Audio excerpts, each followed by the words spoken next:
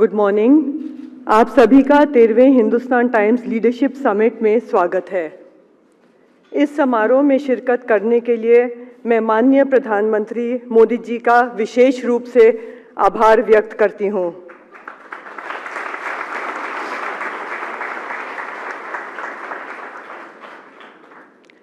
प्रधानमंत्री जी, हमारे लिए ये बड़े गर्व का विषय है कि आप हमारे इस समिट का उद्घाटन करने के लिए हमारे बीच पधारें। हमें आपकी व्यस्त दिनचर्या का पूरी तरह आभास है। इसके बावजूद आपने हमारे लिए समय निकाला, इसके लिए हम खास तौर पर आपके आभारी हैं।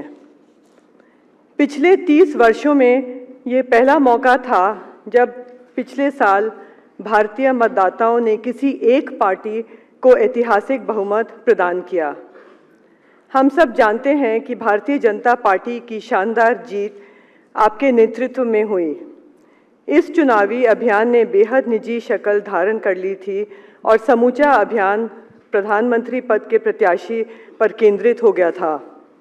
भारत की चुनावी राजनीति के इतिहास में ऐसा पहली बार हो रहा है। प्रधानमंत्री जी, आपको ऐतिहासिक जनादेश देने वाले मतदाताओं में तमाम ऐसे नौजवान हैं जो आशावादी और महत्वाकांक्षी हैं। उनकी उम्मीदें आपसे जुड़ी हुई हैं। पिछले 18 महीनों में आपकी सरकार ने इन उम्मीदों और अपने वायदों पर खरा उतरने के कई प्रयास किए हैं। इस दौरान नई योजनाओं और कार्यक्रमों की घोषणाएं हुईं। उन्हें पूरा करने के लिए ऐसे कदम उठाए गए जिनके परिणाम सामने आने लगे हैं। Prime Minister Sir, the Swachh Bharat initiative has captured the imagination of all Indians. The Pradhan Mantri Jan Dhan Yojana for universal financial inclusion has empowered nearly 200 million Indians by bringing them into the banking system. The Make in India program to facilitate investment and foster innovation is already showing results. And in what has become a real game changer for industry, allocation of natural resources such as telecom, spectrum, coal or radio frequencies has been made more transparent through open auction system. For business, this has made access to natural resources totally open, fair and free of discretionary factors.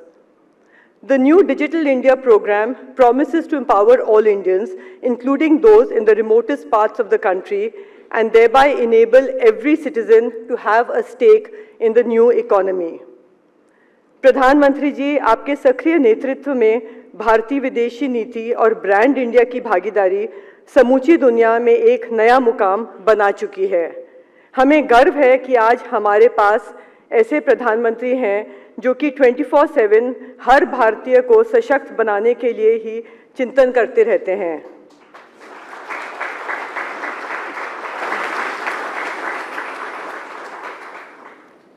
India can be compared to a crouching tiger waiting to leap. The problem is that it may have been waiting for too long to take that leap. This could be the best time for that tiger to leap because the conditions are perfect.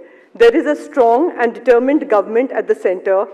The India story has been repositioned across the globe and a teeming population of young Indians is waiting to chase its dreams. Economic growth and development is of utmost importance for us, particularly because of the huge proportion of young people that makes up our population. Every year, more than 12 million new job seekers join the workforce, and if we are unable to provide them with opportunities, the consequences could be serious. It is in this context, sir, that there's a bit of concern about stalling of crucial reforms.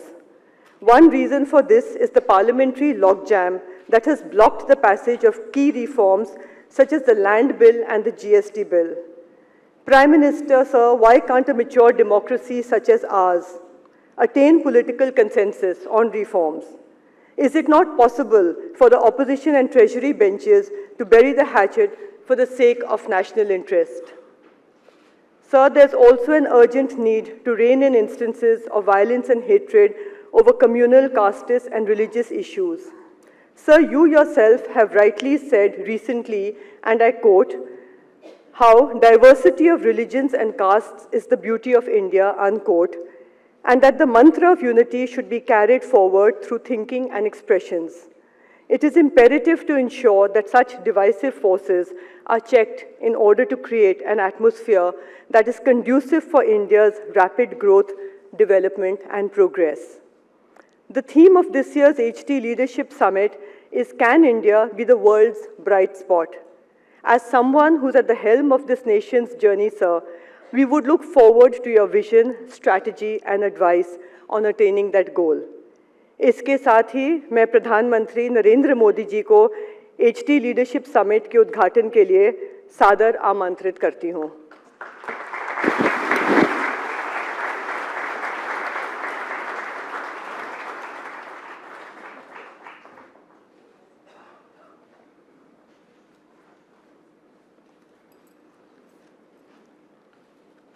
Shobhana ji, Hindustan times के सभी महानुभाव और इस summit में पधारे हुए सभी वरिष्ठ जन,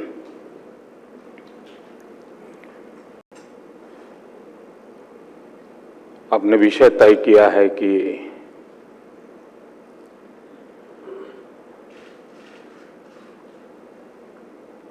हम उज्जवल भारत की दिशा में है या नहीं।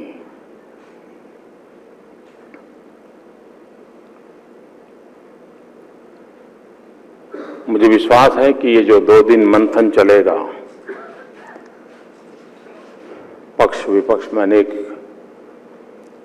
विचार उभर करके आएंगे, नए सुझाव आएंगे, स्थितियों का मूल्यांकन होगा, परिस्थिति का आकलन होगा और उस सब के द्वारा कुछ न कुछ बातें ऐसी उभर कर आती हैं जो देश के लिए काम आती हैं। मैं हिंदुस्तान टाइम्स को और शोभना जी को बधाई देता हूं कि पिछले 12 साल से लगातार यह उनका अनुष्ठान चल रहा है, जिसमें सभी विचार के, पक्ष विपक्ष के विचार के लोग आते हैं, मिलते हैं, संवाद करते हैं। आज जो वैश्विक परिस्थिति है उसमें बाय एंड लार्ज इस बात को स्वीकृति मिली हुई है कि दुनिया की बड़ी इकोनॉमीज में भारत सबसे तेज गति से आगे बढ़ने वाला देश है। और जब भारत सबसे आगे बढ़ने वाला देश माना गया है तो दूसरी तरफ देखें तो विश्व की स्थिति पूरी तरह स्लो डाउन की है। चाइना की तो बहुत सी चीजें पिछले दिनों उजागर हुई। यूरो रीजन के अंदर 1.5% जीडीपी आकर के अटक गया है और ऐसे में वर्ल्ड बैंक कह रही है कि भारत का जीडीपी 7.5% और ऑलरेडी पिछले 3 महीने का जो हिसाब आया वो 7.4 आया। अगर आंकड़ों के हिसाब से देखा जाए तो ये हम मान करके चलते हैं कि भारत उज्जवल भविष्य की दिशा में बहुत ही मक्कमतापूर्वक आगे बढ़ रहा है। ये अचानक नहीं होता है और आज की भारत की स्थिति को समझना है तो एक वैश्विक संदर्भ में देखना होता है, दूसरा हमारी बीती हुई कल के संदर्भ में भी देखना आवश्यक होता है। अगर हम हमारे बीते हुए 2 साल 5 साल जो भी तय करें उसको अगर हम नजरअंदाज कर दें और फिर तराजू लेकर के बैठेंगे तो बात सही नहीं निकलेगी। लेकिन मैं जानता हूं कि बहुत मुश्किल काम है, क्योंकि इसके लिए एक खुला मन चाहिए, एक साहस चाहिए कि हम कहां थे, किस हालात में थे और उसमें से निकलना कितना कठिन था। चारों तरफ निराशा का माहौल था। यहां बैठे हुए जो उद्योगकार हैं वो एक पैर तो ऑलरेडी बाहर रख चुके थे और दूसरा ले जाने की तैयारी कर रहे थे। अगर इस रूप को पहले ध्यान में लिया जाए और फिर देखा जाए तो पता चलेगा कि हाँ भाई, ये समझने के लिए मोदी की जरूरत नहीं, अपने आप समझ आता है यार काफी बदलाव आया है। और इसलिए मैं आशा करूंगा कि हम चीजों को, इन दो प्रमुख बातें हैं, एक वैश्विक परिवेश, एक हमारी बीती हुई कल, और ये जो कुछ भी परिणाम आया है, एक तो स्टेबल गवर्नमेंट होना, वो अपने आप में एक बहुत बड़ा योगदान होता है, इसे कोई नकार नहीं सकता है। कितनी अच्छी पार्टी हो, अच्छे लोग हो, लेकिन अगर फ्रैक्चर्ड मेंटेड है तो आशंकाओं का माहौल बना रहता है। करेंगे नहीं करेंगे, कर पाएंगे नहीं कर पाएंगे। तो सबसे पहले जो बदलाव आया है, जो हमें उज्जवल भविष्य की दिशा में ले जाने वाले का, अगर सबसे पहला कोई क्रेडिट जाता है और सबसे पहला यशस्वी कदम अगर कोई है, तो हिंदुस्तान की जनता ने पूर्ण बहुमत वाला मैंडेट दिया। क्रेडिट गोज टू 125 करोड़ हिंदुस्तानी। ये बहुत बड़ा काम देश की जनता ने किया है। सरकार जब परिवर्तन लाती है, अचानक नहीं आता, एक लंबा परिश्रम करना पड़ता है। अब हमें मालूम है कि World Bank ease of doing business का रेटिंग करते रहती है। कई वर्षों से या तो हम स्थिर हैं या तो लुढ़क जाते हैं। आगे जाने की तो अवस्था हमारे नसीब में ही नहीं थी, और हम भी ऐसे आदी हो गए थे कि हाँ यार गुजारा कर लो। मन से हमने उस स्थिति को स्वीकार कर लिया था। इतने कम समय में अचानक 12 पॉइंट उछल करके आगे बढ़ना, दुनिया के जितने भी लोग मिलते हैं वो इस बात को ध्यान से कह रहे, भाई इतना बड़ा जंप कैसे लगा। और ईज ऑफ डूइंग बिजनेस तब होता है जब राज्य सरकारें, केंद्र सरकारें मिल करके निश्चित दिशा में सुधार अभियान चलाते हैं, सरलीकरण करते हैं, मिनिमम गवर्नमेंट मैक्सिमम गवर्नेंस को साकार करते हैं। 20 फॉर्म है उसको 2 कर देते हैं, प्रक्रिया 3 साल चलती है उसको 6 महीने में ले आते हैं। ऐसी एक एक चीज डिसीजन। और इसके लिए मैंने पहले राज्यों के सभी अधिकारियों को बुलाया, एक 100 पॉइंट का चार्टर दिया, 2 दिन का वर्कशॉप किया, आग्रह किया। लेकिन सबसे खुशी की बात और इस फोरम ने समझने वाली जो बात है वो ये है, 12 पॉइंट उछल के जाना अच्छी बात है, अच्छी दिशा है, लेकिन उसमें सबसे बड़ी महत्वपूर्ण बात है उन राज्यों ने कमाल करके दिखाया है जिसकी तरफ कभी हिंदुस्तान की आर्थिक जगत वालों का ध्यान जाता ही नहीं है। Orissa, Jharkhand, Chhattisgarh ease of doing business में ये रैंक प्रोफाइल बढ़ा रहे अपना।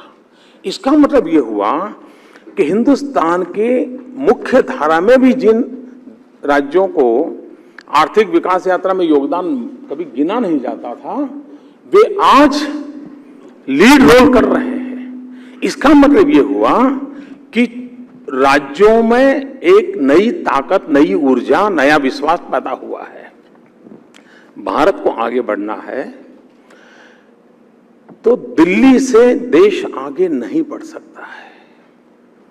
राज्यों के मजबूत खंभों पर ही देश खड़ा हो सकता है।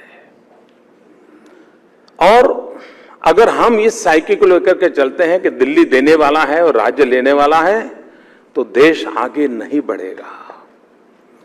राज्य और दिल्ली दोनों मिलकर के कंधे से कंधा मिलाकर के चले, एक दिशा में चले, गति समान बनाने की कोशिश करें, परिणाम अपने आप निकल आएंगे। नीति आयोग का जो गठन हुआ है, उसका मूल प्रयास ये है कि राज्य केंद्र मिलकर के काम करे। पहली बार केंद्र और राज्य के पैसों का आवंटन कैसे किया जाए। 14 फाइनेंस कमीशन ने 42% रुपए राज्यों को देने के लिए कह दिया। स्थिति ये बनी है कि आज देश का जो पूरा खजाना है, उस खजाने में से करीब 65% खजाना राज्यों की जेब में है, सिर्फ 35% दिल्ली के पास है। ये पहले कभी नहीं था, पहले रिवर्स था, 35% राज्यों के पास था, 65% दिल्ली का। ये बदलाव आया। उसके बाद जब करना था तो मैंने राज्यों के मुख्यमंत्रियों की कमेटी बनाई, उनको कहा कि भाई देखिए ये काम करना है, आप मिल बैठ के तय करके लाओ। अब तक क्या होता था, दिल्ली तय करता था ये करेंगे ये नहीं करेंगे। पहली बार हुआ कि राज्यों ने, मुख्यमंत्रियों ने मिलकर के तय किया कि ऐसा करिए। और मैं राज्यों के मुख्यमंत्रियों का अभिनंदन करता हूं कि उन्होंने भी दिल्ली के प्रति उदारता भी रखी और अपनी चिंता भी की, और ऐसा एक समावेशी व्यवस्था बना करके दी जिसको हमने लागू कर दिया। हम राज्यों को कैसे साथ लें। हमारे देश में हम चाहते हैं एक्सपोर्ट हो, लेकिन राज्यों का वो एजेंडा ही नहीं है, और इसलिए quality production, quality packaging, quality branding, ये राज्यों के कोई इनिशिएटिव है क्या? राज्यों के उसके इंसेंटिव कोई स्कीम है क्या? एक्सपोर्ट करने वालों के लिए राज्य कुछ करता है क्या? पहली बार हमने राज्यों में एक्सपोर्ट प्रमोशन काउंसिल बनाने का आग्रह किया और राज्यों को कहा कि आप अपने राज्य में इसके लिए जो काम करने वाले लोग हैं उनको जरा प्रोत्साहित कीजिए, उनको मिलिए, उनकी कठिनाइयां समझिए और ग्लोबल मार्केट में वो कैसे जा सकते हैं। उसी प्रकार से हमारा इतना बड़ा देश है, हम इंडिया कहते हैं, भारत कहते हैं, तो दुनिया को ये समझ नहीं आते हम क्या कह रहे हैं। ज्यादा से ज्यादा उसको मुंबई का पता है, दिल्ली का पता है, कलकत्ता का पता है, आईटी रिवॉल्यूशन के बाद बेंगलोर, हैदराबाद का पता है। पूरे हिंदुस्तान की ताकत विश्व को मालूम नहीं है। हमारे राज्यों को दुनिया पहचाने, ये बहुत आवश्यक है। हमारे राज्यों की अपनी अपनी ताकत है। पहली बार हमने विदेश व्यवस्था के अंदर राज्यों को जोड़ने का एक सक्रिय प्रयास किया है। विदेश विभाग में स्पेशल राज्यों के लिए अलग डिपार्टमेंट बनाया है और विश्व के नेताओं का राज्यों से मिलना जुलना बढ़े, राज्यों की ताकत पहचाने। भारत इतना बड़ा विशाल देश है कि हम सिर्फ दिल्ली से हिंदुस्तान दुनिया को नहीं दिखा सकते, राज्यों की ताकत दिखाएंगे तो बदलाव आएगा। ये जो दिशा है वो दिशा बदलाव लाती है। कभी कभार आर्थिक दृष्टि से हम लोग उस सोच के लोग हैं, मान लीजिए, यानी इसमें दोष कुल मिला के हमने कई वर्षों से जो सुना है, पढ़ा है, हमारी सोच बनी है, तो हम चीजों को उसी दायरे में देखते हैं। अगर दिल्ली सरकार ये कहे कि हम एक साल में 20,000 मेगावाट बिजली के कारखाने लगाएंगे,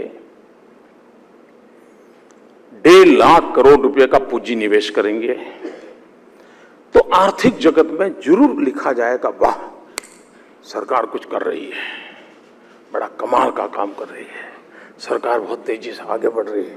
क्या मोदी ने डिसीजन ले लिया, क्यों 21,000 मेगावाट बिजली एक साल में निर्णय। लेकिन मोदी ने एक छोटा काम किया, हिंदुस्तान के 100 शहरों के साथ एमओयू किया, एलईडी बल्ब, स्ट्रीट लाइट में एलईडी बल्ब बदलना, घरों में एलईडी बल्ब बदलना। अब तक 20 शहरों का काम पूरा कर दिया, 83 शहरों का काम चल रहा है। जिस दिन ये 100 शहरों का काम पूरा हो जाएगा एलईडी का, उस दिन इस देश में 21,500 मेगावाट बिजली बचेगी।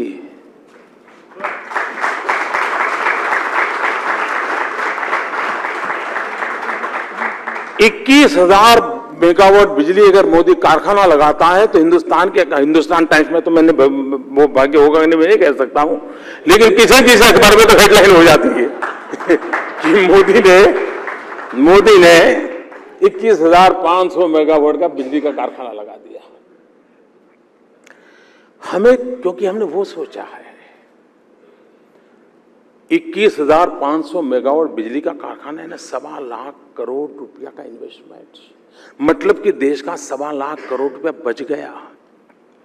एलईडी बल्ब लगाने से इन 100 शहरों को और उन 100 शहरों के नागरिकों को हर साल 45,000 करोड़ रुपया की बचत होगी। 45,000 करोड़ रुपीस। आप कल्पना कर सकते हैं कि बदलाव कैसे आता है। अभी मैंने एक छोटा सा पायलट प्रोजेक्ट के रूप में काम किया चंडीगढ़ में। हमने कहा कि जरा टेक्नोलॉजी का उपयोग करके थोड़ा बारीकी से देखें, चंडीगढ़ को केरोसिन मुक्त बनाना। विनोद शर्मा यहां हो गए तो उसको कुछ और सुनाई देगा, मैं केरोसिन मुक्त कह रहा हूं। तो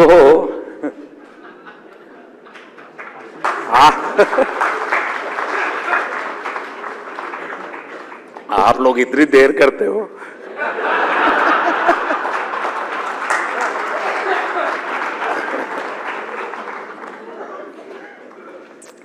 चंडीगढ़ में हर वर्ष 30 लाख लीटर केरोसिन जाता है, उसमें सब्सिडी जाती है करीब 3.5 करोड़ रुपए की। अब चंडीगढ़ ऐसा शहर है कि जहां लोगों के पास गैस सिलेंडर भी है, फिर भी केरोसिन जा रहा है, मतलब कहीं गड़बड़ है। मैंने टेक्नोलॉजी का उपयोग किया, मैंने कहा देखो भाई, और आप जान करके हैरान होंगे,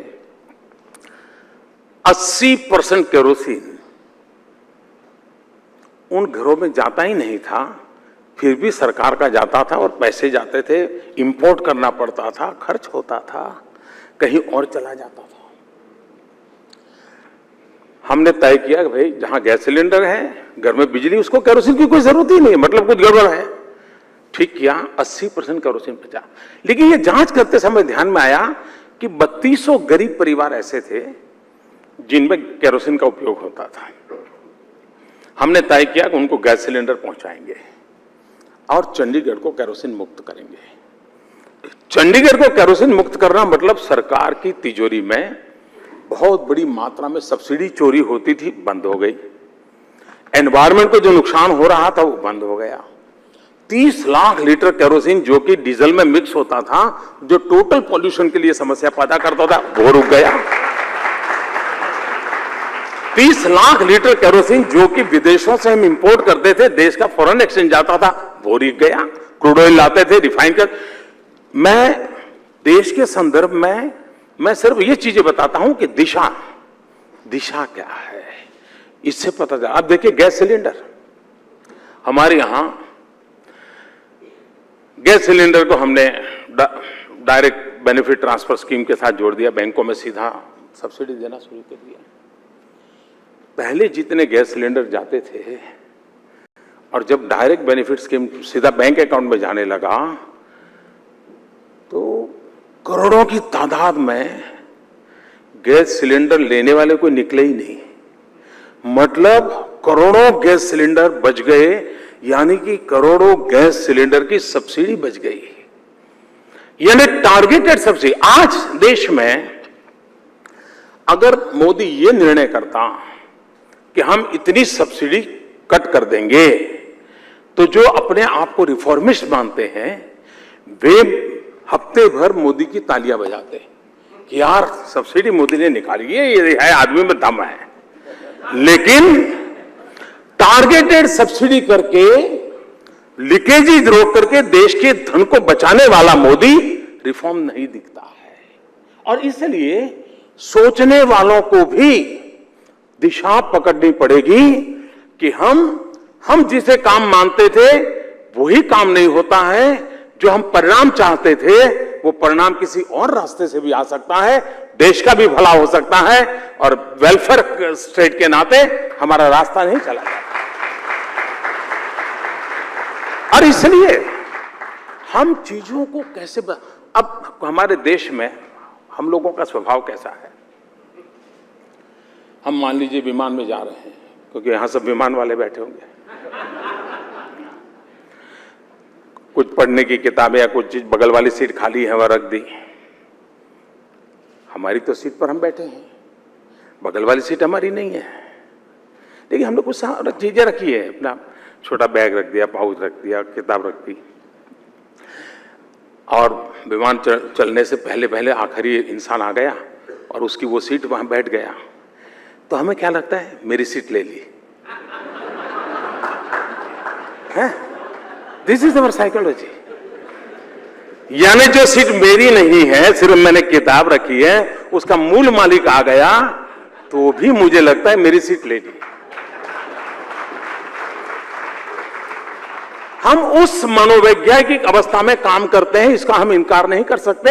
और ऐसे मनस्थिति के अंदर अगर मोदी कहता है कि अब आपको ईश्वर ने इतना दिया है, ये गैस सिलेंडर जी 400-500 रुपए की सब्सिडी में क्या लगा है, क्यों लेते हो? और मुझे खुशी है, मैंने कोई ज्यादा कैंपेन नहीं किया, इस देश के 40 लाख से अधिक लोगों ने गैस सिलेंडर की सब्सिडी छोड़ दी। जो देश बगल वाले की सीट छोड़ने को तैयार नहीं, वो खुद की 40 लाख लोग गैस सिलेंडर छोड़ दें, मतलब देश का जनमन विकास की दिशा में कितना बदला है, इसका ही ये उदाहरण है, इसका ये उदाहरण है। और इसलिए बदलाव कैसे आते हैं, ये बदलाव हमें ध्यान आते हैं। हमने भी तय किया कि जिन्होंने 40 लाख गैस सब्सिडी छोड़ी है, ये पैसे मैं सरकार की तिजोरी में नहीं ले जाऊंगा। उन्होंने अगर इतना उदारता बताई है तो सरकार का भी दायित्व बनता है कि उसको समाज की ताकत में कन्वर्ट करना। और इसलिए हमने क्या किया, 40 लाख उन गरीब परिवारों को ढूंढा, इनकी गैस सब्सिडी के बदले में गैस सिलेंडर उनको दिया, सब्सिडी उनको ट्रांसफर की, और जो घर में लकड़ी का चूल्हा झाताल जलाते थे, खुद का स्वास्थ्य खराब करते थे, बच्चे रोते रहते थे, पर्यावरण का नुकसान होता था, उन 40 लाख परिवारों को बाहर निकालने का काम किया। इतना ही नहीं, कोशिश यह है कि जिसने सब्सिडी छोड़ी है उसको हम बताते हैं कि तुम्हारे वाली सब्सिडी राजस्थान के उस गांव में पहुंची है। कैसे बदलाव आता है, ये सब संभव है, ये सब बदलाव है। रेलवे, किसी ने सोचा होगा क्या कि दुनिया के बाजार में रुपये की इतनी बड़ी ताकत हो?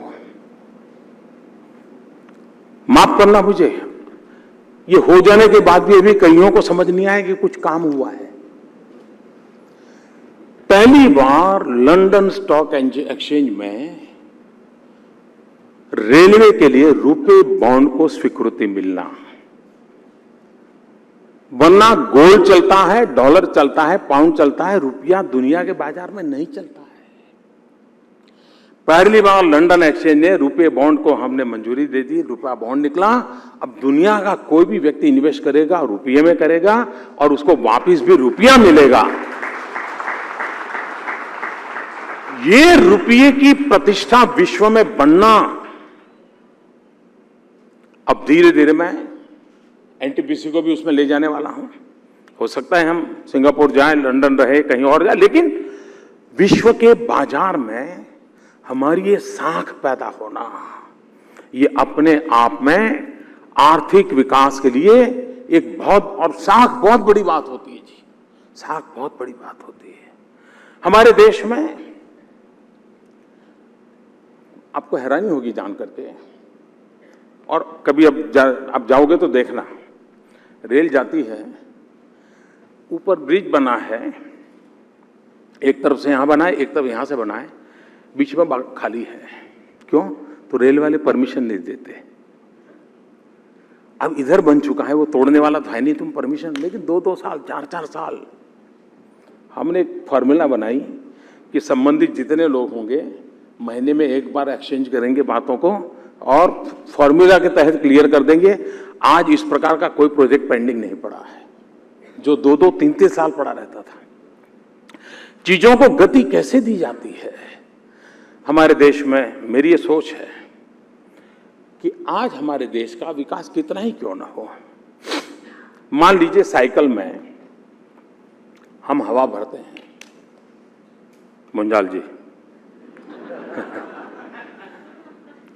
तो फिर नापते हैं कि 40 डिग्री हवा गई कि 30 डिग्री गई, कि मीटर ठीक बताता है। लेकिन मान लीजिए साइकिल की ट्यूब में एक कोने में फुग्गा हो जाए, गुब्बारा हो जाए और हवा वहां चली जाए, तो मीटर तो ठीक बताएगा, लेकिन साइकिल चलेगी क्या? मैं समझा पा रहा हूं?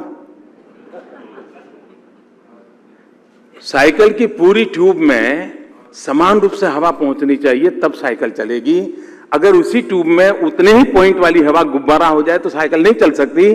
उसी प्रकार से देश की इकोनॉमी भी अगर पश्चिम भारत में ही चलती रहे और पूर्वी भारत में विकास न हो तो ये देश कभी आगे नहीं बढ़ सकता है।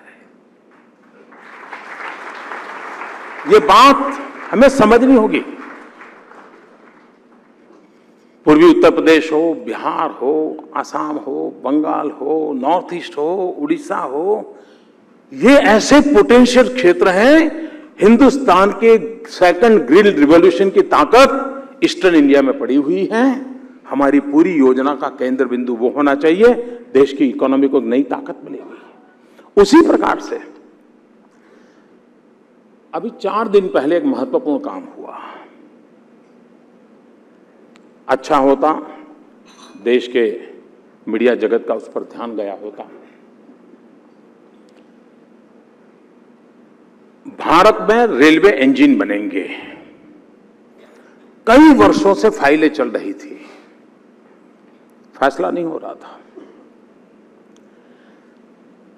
फॉरेन डायरेक्ट इन्वेस्टमेंट 40,000 करोड़ रुपया 2 रेलवे इंजन बनाने के उद्योग के लिए ऑलरेडी एग्रीमेंट हो गया, काम शुरू हो गया, पिछले हफ्ते की बात है। और दोनों मेरी जो पॉलिसी है ईस्टर्न इंडिया को डेवलप करना है, ये दोनों कारखाने बिहार में लगेंगे। और निर्णय अभी किया है मैंने, चुनाव के पहले नहीं किया है। कहने का तात्पर्य, आपने देखा होगा बजट को बारीकी से, हमने इंफ्रास्ट्रक्चर में बहुत बड़ी राशि ईस्टर्न इंडिया पे लगाई है। पहली बार हम ईस्टर्न इंडिया को गैस ग्रिड से जोड़ रहे हैं। देश में फर्टिलाइजर अब 80,000 करोड़ रुपया यूरिया सब्सिडी जाती है। जितने अर्थशास्त्री हैं वो कहते हैं ये पैसे बर्बाद कर रहे हो, रिफॉर्म लाओ, सब्सिडी रद्द करो। क्या उसके कोई उपाय है कि नहीं है? हमने एक निर्णय किया। कुछ लोग कहेंगे हमारे समय हुआ, अब मैं उस विवाद में जाना नहीं चाहता, लेकिन कोई भी चीज का परिणाम जब तक उस चीज को 100% नहीं करते नहीं आता है, टोकन करने से नहीं आता है।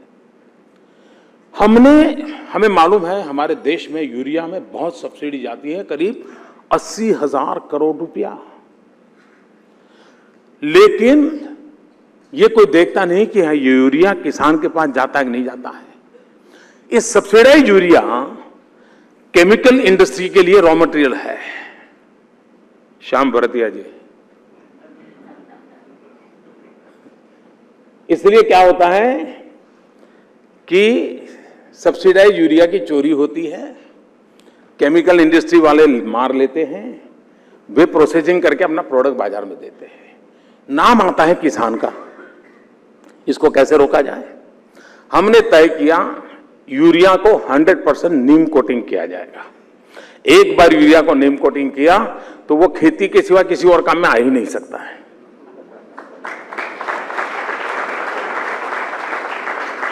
हिंदुस्तान में जितना यूरिया प्रोडक्ट होता है उसका काम पूरा हो गया है। इंपोर्टेड जो यूरिया है उसका काम विद इन ए मंथ और 2 पूरा हो जाएगा। इसका मतलब हुआ कि यूरिया की चोरी गई मतलब सब्सिडी बची मतलब रिफॉर्म। इसको अगर ठीक लगे तो इसको रिफॉर्म कहना चाहिए।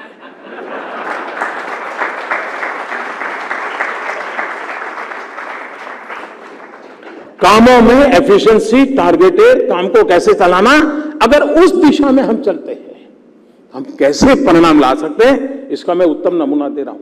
एट द सेम टाइम हमने, क्या होता था पहले मालूम है आपको, कि जो फर्टिलाइजर कारखाना होता है उसकी इनएफिशिएंसी एक प्रकार से इंक्रीमेंटल बेनिफिशियरी रहती थी।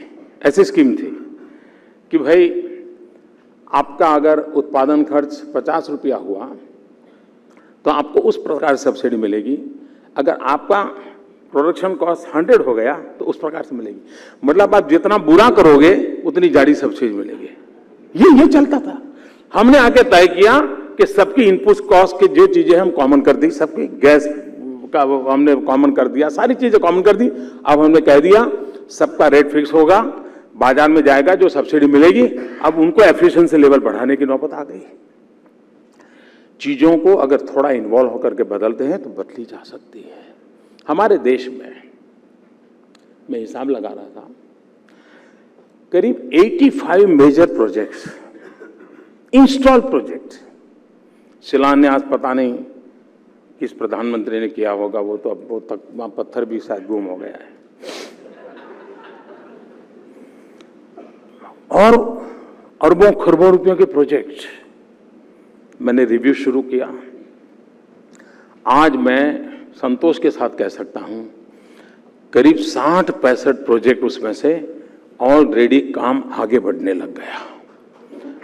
अभी आपने देखा होगा दाभोल का पावर जनरेशन महाराष्ट्र 2 साल से बंद पड़ा था, अभी पिछले महीने चालू हो गया। देश को कहना चाहिए हमारे देश में बिजली के कारखाने, कोयला उत्पादन बंद था,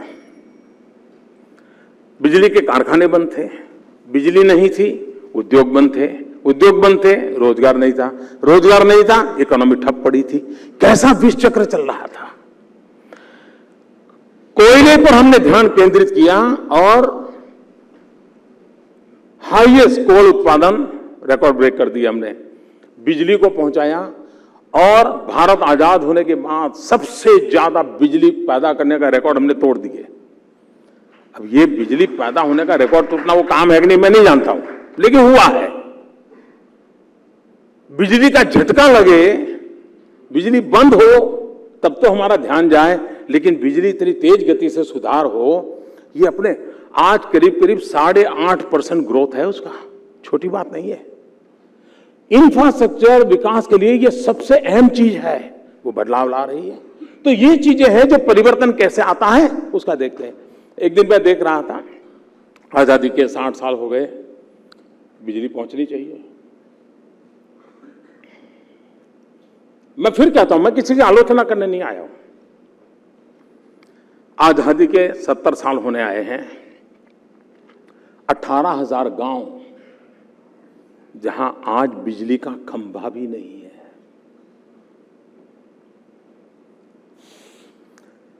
मैंने अफसरों को पूछा, ऐसा तो नहीं कोई पुरानी सरकारों ने तय नहीं किया, उन्होंने भी किया होगा, कोई ऐसा थोड़ा चाहेगा काम ना हो, लेकिन किया होगा। मैंने कहा नहीं जी, मुझे ऐसे नहीं करना, मुझे परिणाम चाहिए। और मैंने 15 अगस्त को लाल किले से कह दिया 1000 दिन में मैं 18,000 गांवों में बिजली पहुंचाऊंगा। अब जो काम 70 साल में नहीं हुआ वो अगर मैं 1000 दिन में करना चाहता हूं तो आप जानते हैं कितनी तकलीफ होती होगी। लेकिन और मुझे अगर 1000 दिन में 18,000 गांव करने हैं तो मतलब पर डे मुझे करीब 1900 गांव पर डे, मुझे 19 गांव पर डे 19 गांव मुझे बिजली पहुंचानी चाहिए पर डे, तब जाकर 1000। आप सबसे मेरा आग्रह है कि आप मोबाइल फोन पर एक ऐप ले लीजिए, डाउनलोड कीजिए, ग्रामीण विद्युतीकरण, यहां से बाहर जाकर के, यहां तो शायद जमर होगा, लेकिन आप देख लीजिए। और उसमें आप देख सकते हैं कि पर डे किस गांव में क्या काम हो रहा है, इतनी ट्रांसपेरेंसी। और आज 100 दिन हुए हैं, मैंने घोषणा की, करीब करीब 100 दिन हुए हैं। अब तक मुझे 1900 गांवों में बिजली का काम पूरा करना चाहिए था। कल मैंने रात को जरा देखा यहां आने से पहले ऐप पर, तो 3004 गांव पूरे हो चुके हैं। और आप अपने मोबाइल फोन पर देख सकते हैं कि इस गांव में क्या चल रहा है। खंभे पहुंचे, तार पहुंचा, लोग पहुंचे, उसमें जो इंजीनियर काम कर रहा है उसका मोबाइल नंबर और उसका ईमेल एड्रेस भी रखा है। कहने का तात्पर्य यह है कि चैलेंज रूप पे काम स्वीकार किया है। आजादी के 70 साल बाद जब वो अपने गांव में बिजली देखेगा, मुझे बताइए वो बिजली गरीब के काम आई कि नहीं आई? देश गरीब के काम आ रहा है कि नहीं आ रहा है? अगर हम तय करें, चीजें बदल सकते हैं। हमने सागरमाला, भारतमाला, भारतनेट, कुछ ऐसे इनिशिएटिव लिए हैं। आज ग्लोबल इकोनॉमी में पोर्ट सेक्टर बहुत ही इंपॉर्टेंट है। अगर हम उस पर ध्यान नहीं देते हैं, लेकिन हमारे देश क्या था, रेलवे अलग, पोर्ट अलग। रेलवे वाला ट्रेन कहां लगाता है, जहां पॉलिटिकल एमपी का प्रेशर आता है तो वो वहां 1-2 किलोमीटर डाल देता है। अब पार्लियामेंट में भी पूरे रेलवे बजट पे ताली नहीं बजती, उसके गांव में रेल आएगी नहीं, उस पर बजती है। ये हमने देश वहां से ले गए हम लोग। हमने कहा भाई चलिए हम एक पोर्ट सेक्टर का अपना रेल डिपार्टमेंट बनाएं, और पोर्ट रेल डिपार्टमेंट बनाया। इधर से ये रेल जाएगी और वो पोर्ट से इधर के आएगा, दोनों जुड़ेंगे। और जब तक हम पोर्ट को रेल कनेक्टिविटी से नहीं जोड़ते हैं, हमारे गुड्स ट्रांसपोर्टेशन को हम ग्लोबल लेवल का नहीं बनाते हैं, हम ग्लोबली कॉम्पिटिटिव बन ही नहीं सकते। ये इंफ्रास्ट्रक्चर का एक ऐसा क्षेत्र हमने चुना है और आने वाले दिनों में जाएंगे। हमारे देश में जो रिफॉर्मिस्ट लोग हैं वो कहेंगे कि आप डिसइन्वेस्टमेंट करो। वाह, ये सरकार है यार, देखो। फिर स्ट्राइक होती है, उसको पूछने के लिए कोई नहीं, फिर उसकी पहली पेज पर फोटो आती है, मोदी मुर्दाबाद, मोदी मुर्दाबाद। यानी देश कैसे चल रहा है। हमने शिपिंग कंपनी, सब लोग कहते हैं घाटे में चल रही थी, सालों से घाटे में चल रही थी। आज मैं गर्व के साथ कहता हूं, घाटे में से तो बाहर निकाला। इस वर्ष भारत की शिपिंग कंपनी प्रॉफिट में जा रही है। यानी हमारे पास 2 ही रास्ते हैं क्या, एक या तो डिसइन्वेस्टमेंट करो या बंद कर दो। तीसरा रास्ता भी है, उसको कॉर्पोरेटाइज करो, उसका कल्चर बदलो, वर्क कल्चर बदलो, अपॉलिटिकल कर दो, एफिशिएंसी लाओ, आप स्थितियों को बदल सकते हो। ऐसे अनेक इनिशिएटिव हैं जिसके द्वारा, मुझे मालूम नहीं समय का क्या है, कि मुझे पार्लियामेंट जाना है, कि खुशखबरी है पार्लियामेंट चल रही है।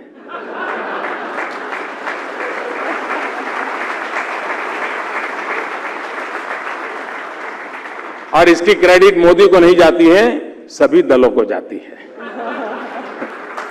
सभी दलों को जाती है। मेरा कहने का तात्पर्य यह है कि आप कोई भी सेक्टर ले लीजिए, मैं अनगिनत गिना सकता हूं, एक सप्ताह भर में भाषण कर सकता हूं। देश तेज गति से आगे बढ़ रहा है। हमेशा कार्यक्रमों के आधार पर हम सोचते हैं तो एक सीमा आ जाती है। सबसे पहली बात होती है नियत।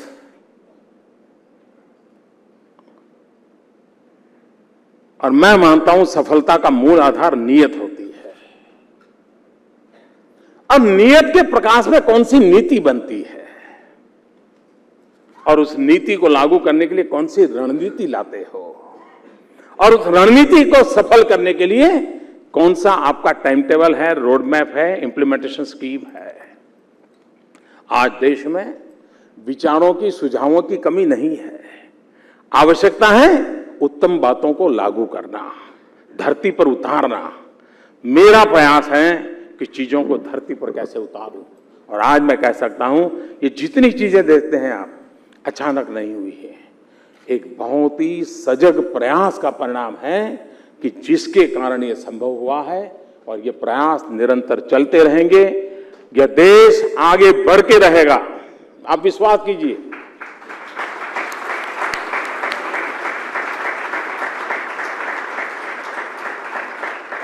सारी दुनिया इस बात को मान रही है। और हमारा प्रॉब्लम क्या है जी, विवेकानंद जी सालों तक यहां काम किया, लेकिन जब तक शिकागो से चिल्लाए नहीं, देश को पता नहीं चला।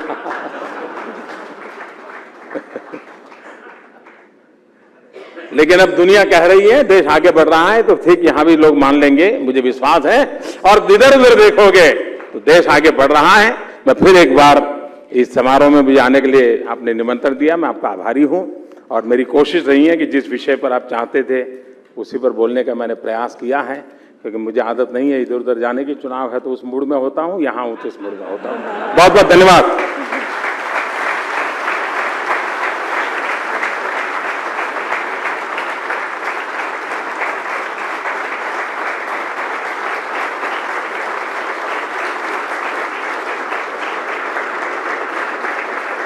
Thank you, Mr. Prime Minister, sir. May I request Mrs. Bharatiya to please present a small token of appreciation to the Prime Minister of India, Mr. Narendra Modi. Honorable Prime Minister, thank you so much for sharing your vision and your very inspiring address. हमें पता है कि parliament session में है, उसके बावजूद भी आपने समय निकाला, बहुत बहुत धन्यवाद।